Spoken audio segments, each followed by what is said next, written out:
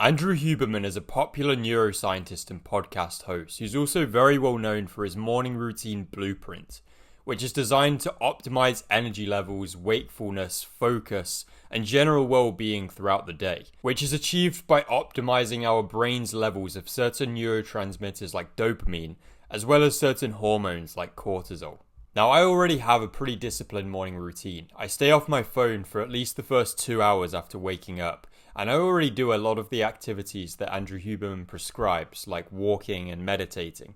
But I am often quite inconsistent with some of these activities. I've also been waking up way too late recently, at like 9 to 10 AM, and this hasn't been making me feel good at all. I deal with an autoimmune issue called mast cell activation syndrome, which also affects my cognitive function and my sleep a lot. So I wanted to see if staying really committed and regimented with a quality morning routine and getting up early, getting out in the fresh air would give me any benefits. So I thought, why not make an experiment of it and film a video for YouTube? So this video is me reporting back after 30 days on the Andrew Huberman morning routine protocol. Now, step 1 of the morning routine is you're supposed to get up early. There isn't a precise time that you have to get up, but I decided to go with 5:40 AM to start with. After waking up, Huberman advocates that we consume some water with some electrolytes, which he claims will boost the functioning of your brain and start getting you feeling awake and alert. Now, from my research, it seems most people put some sea salt in water or they have these electrolyte pouches, but I decided to go with a piece of fruit and a glass of water. Now, the most characterizing part of Huberman's morning routine is the practice of immediately getting outside and getting some natural light as soon as possible. Ideally, the sun will be out so you can get some quality photosynthesis in, but unfortunately, even here in the Philippines, this was not always possible. But nevertheless, I got out every morning right after my water and fruit and went for at least a 20-minute walk, which also functioned in part as my morning exercise, which is another part of the advised routine. Morning, chaps. It's about 5:45 in the morning here. Just getting out for a quick morning walk, just to get the blood flowing a bit, get moving. And it's about 24 degrees here, but I'm very, very slightly chilly. So very glad I'm not in the UK. But just gonna do a very quick walk and then get back into my stretching. You probably can't even hear me over the cockerels, but yeah, gonna get back soon and hit the stretching. The significance of the morning sunlight is that it is the most powerful way to improve consistent wakefulness throughout the day. It allows you to stay alert and focused and is supposed to get you a better sleep at night. And this is because of the release of cortisol induced by the sunlight hitting your eyes, something that isn't triggered to anywhere near the same degree by just normal artificial light or the light from your phone. The largest spike in cortisol early in the day is supposed to be one of the physiological reactions that aids wakefulness and focus. And Huberman stresses that even if it's cloudy, this is still very important. On cloudy days, you just aim for a bit more light exposure, but you're still getting the sun through the clouds. Getting out and doing this early, first thing, is also going to help regulate your dopamine levels. Dopamine being a neurotransmitter that is vitally important to your levels of motivation, happiness, and your ability to enjoy activities throughout the day. So after returning from my morning walk and sunlight exposure, I would immediately get into stretching. Now, I do a stretch routine for around 15 to 30 minutes, mostly focusing on the lower body, but also the pecs, the traps, and the biceps and the neck, because these are muscles that I've had tension issues with. So then right after stretching, I jump into some Wim Hof breathing and meditation. Now, this is something that I've been doing regularly for over a year, but I'm not overly consistent, and sometimes I only do one round of the breathing. And since I saw that Huberman advocates doing some breathing exercises, I thought I'd make sure that I make this an absolute staple, a consistent part of my routine. I don't think it's quite the exact same sort of breathing exercise that he advocates, but I like the Wim Hof. I feel good doing it, so I stuck with that. I should say that I'm not actually overly familiar with every detail of what Andrew Huberman promotes. It's not like he has an exact list of what you should do on a morning routine. It's more like he's expressed in various podcast episodes different good habits to include in your morning routine with a lot of common themes. but I don't really tune in to his stuff myself. I actually have this recommended to me. So it's very possible that I'm missing something from this routine or not doing something quite the way he does. But that's okay. I mostly just wanted some kind of structured routine that's rigorous and would get me up early with a good start to the day.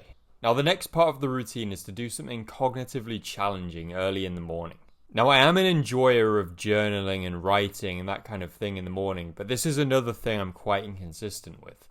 Often I'll go days and days at a time without doing any writing, so I thought I'm going to make an effort to do some every single morning and try and generate some good quality ideas and drafts for essays that I'm actually planning to release weekly on a mailing list. And so I do this for around 15 to 30 minutes every morning. One of the final parts of the Huberman morning routine, and another very characteristic aspect of it, is the cold shower. Now, he recommends either a short ice bath or a cold shower, something to get cold exposure, which he claims leads to very significant increases in dopamine levels throughout the day, and also a higher spike in cortisol, which is conducive for better wakefulness, mental clarity, and focus. Now, I usually only wash my hair with slightly cold water because I do find that cold exposure to my body triggers autoimmune issues. So I'm just going to go with very slightly cool water here. And lastly, you've got to get in a high quality, high protein breakfast. That is no problem for me. As you'll see from the clips I'm rolling through, I was enjoying liver, scrambled eggs. I was enjoying all sorts of high protein, nutrient dense breakfasts, along with fruit, which is a favorite of mine. Now, first week of the routine, and I was really waking up feeling great. I was excited to carry out the morning routine, and the structure helped me to get the day started right. It felt almost like a video game, checking out my daily quests off the list. The morning routine did take longer than I was used to, but overall, productivity was better.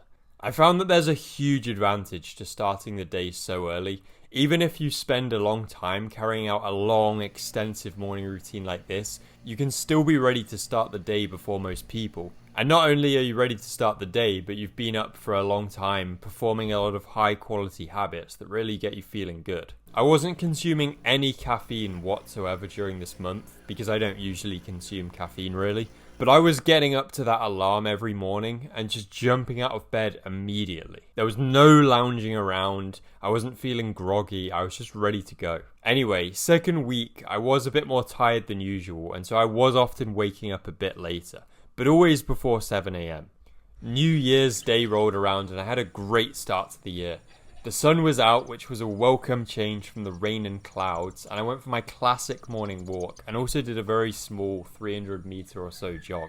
A few days into the new year, I had an eventful morning. I overruled the typical morning routine and instead got up at 4 a.m. to go and hike a local volcano. This was a memorable day. There was heavy rain all day and forest leeches constantly falling on us and digging into our skin. Now, this volcano essentially has forest all over it. And so the rain had turned the surface, the ground, into complete mud.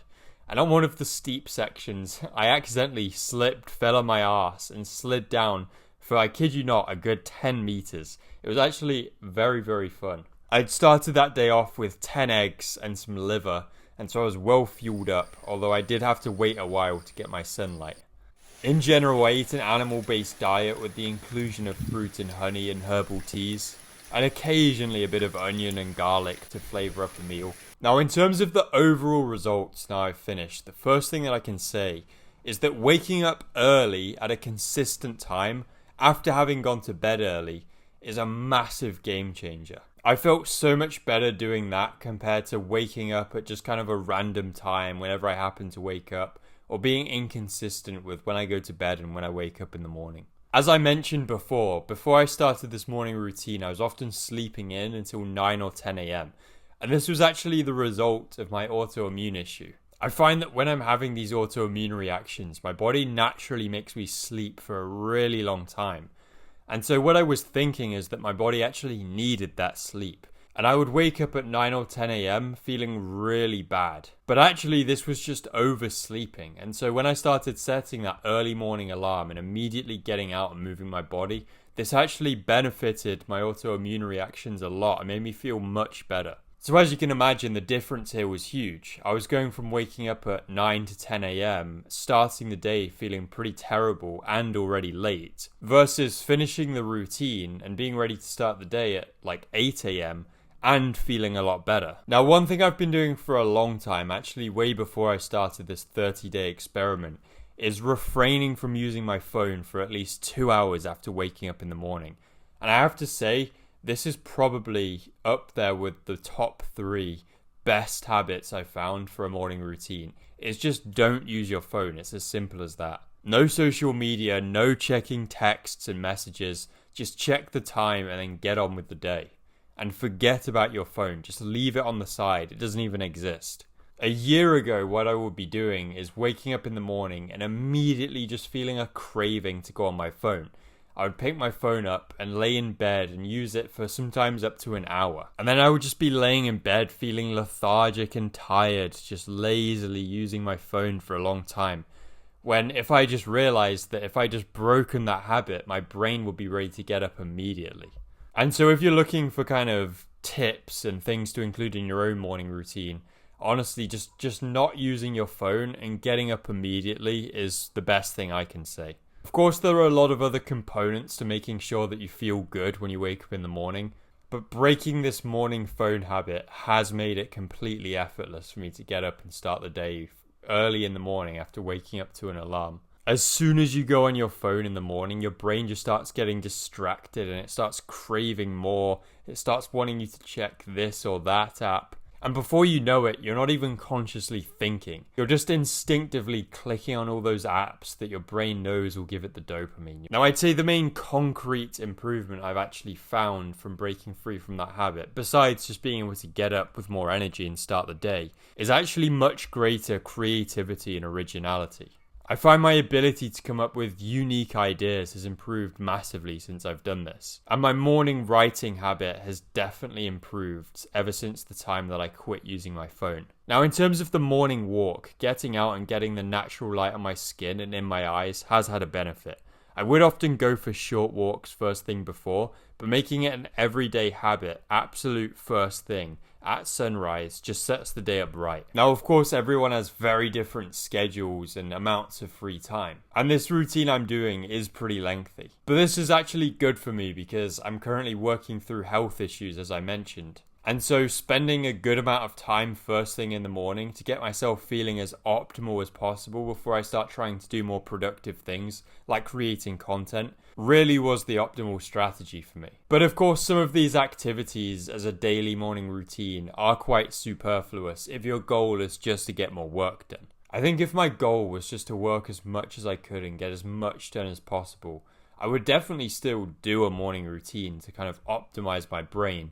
But I probably would just get up, have like a piece of fruit and some water, get out for the short morning walk and sunlight, perhaps stretch for like 5 minutes, maybe a couple of minutes of Wim Hof breathing, and then I would just get on with the day. I really enjoy writing and journaling, and it's no doubt a high quality habit for living a good life. But if you're in that phase where you're just really looking to optimize for work, of course it's superfluous. It's not really going to help you be more productive in the way that getting that morning sunlight will actually help your brain be more focused.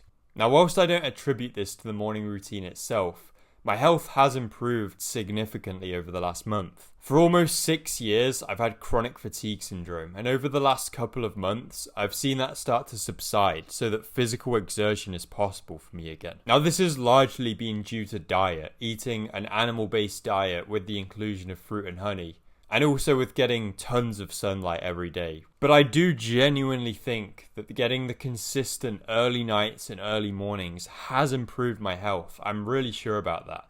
It's kind of supported and facilitated my health benefit, although of course it's not directly responsible. I think early to bed and early rising in the morning is one of these advices that almost everyone knows is beneficial, but you just don't really feel that motivated to put it into practice because there's so many incentives to break that.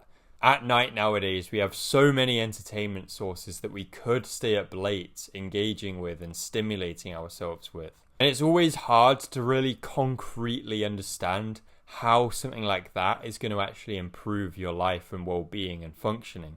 But having just ran this 30-day experiment where I was consistently doing that every day, I would say 100% if you're watching this video and you've let your routine slip a bit, or you're not really sticking to those early mornings and early nights like you once were, get back into that cycle.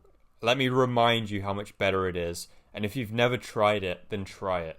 But yeah, I do think following this morning routine has played a non-trivial role in getting my health so far improved.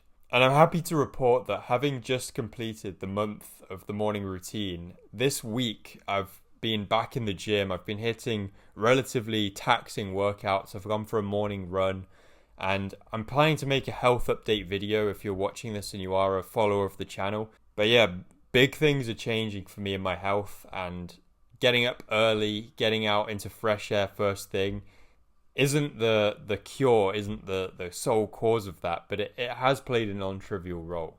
And so if those early mornings and getting that morning sunlight can help me with my health issues, then it can certainly help you to feel better and more productive and more focused throughout your day too. But anyway, that's going to wrap up. So cheers for watching, and I'll see you in the next video. Stay tuned.